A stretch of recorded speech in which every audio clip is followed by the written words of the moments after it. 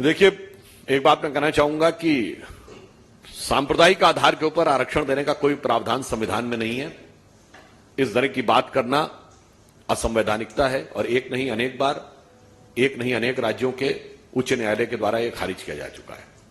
अब रही बात इसकी कि उनकी बड़ी हास्यास्पद स्थिति है कि पीएफआई जिसपे बैन है वो कहते हैं हम लगा देंगे, और बजरंग दल जिसपे वो बैन लगा ही नहीं सकते, एक राज्य सरकार होने के नाते उस पर कहते लगा देंगे।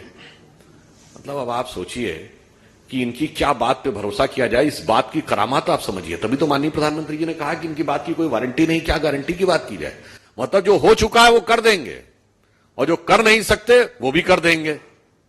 इसीलिए मैंने पुनः रिपीट कर रहा हूं, इसीलिए ये सारे दल क्राइसिस ऑफ क्रेडिबिलिटी के प्रतीक हैं। और मैं पूर्व में बात कह चुका हूं, फिर रिपीट कर रहा हूं, बजरंग दल पर यह प्रतिबंध लगाने का दावा नहीं कर रहे हैं, ये लगा चुके हैं और अदालत की चौखट पर औंधे मुंह गिर चुके हैं। विवादित ढांचा गिरने के बाद 10 दिसंबर 1992 को इन्होंने संघ और बजरंग दल दोनों पर प्रतिबंध लगाया था।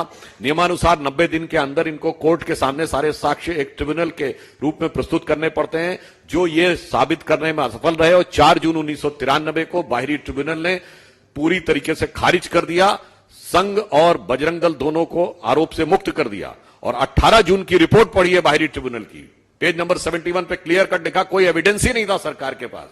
तो इसका मतलब चाहे भूत हो या वर्तमान हो, दोनों उनका ऐसा है तो भविष्य क्या होगा आप समझ सकते हैं। बजरंग बली का नाम लेके तो भय दूर भागता है। अब उससे भयभीत कौन होता है वो आप लोग ज्यादा बेहतर समझते होंगे कि बजरंग बली के नाम से कौन भयभीत होता है। देखिए, उनके जितने भी दावे हैं इन पे भरोसा नहीं किया जा सकता, क्योंकि इतने वर्ष तक उन लोग जगह जगह सत्ता में रहे, 10 वर्ष केंद्र में रहे, उन्होंने नहीं किया। इसीलिए मैं कह रहा हूं उनकी किसी बात के ऊपर भरोसा नहीं किया जा सकता, क्योंकि पूर्व में इतने लंबे समय तक रहने के बाद जो काम नहीं किए। अच्छा, और कोई पार्टी कहे तो समझ में आता है।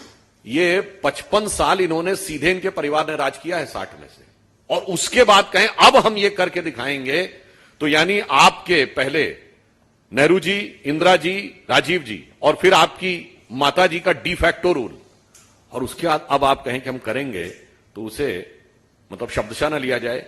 हिंदी भाषी ग्रामीण क्षेत्रों में कहावत होती है कि बाप न मारिन मेड की और बिटवा तीरंदाज।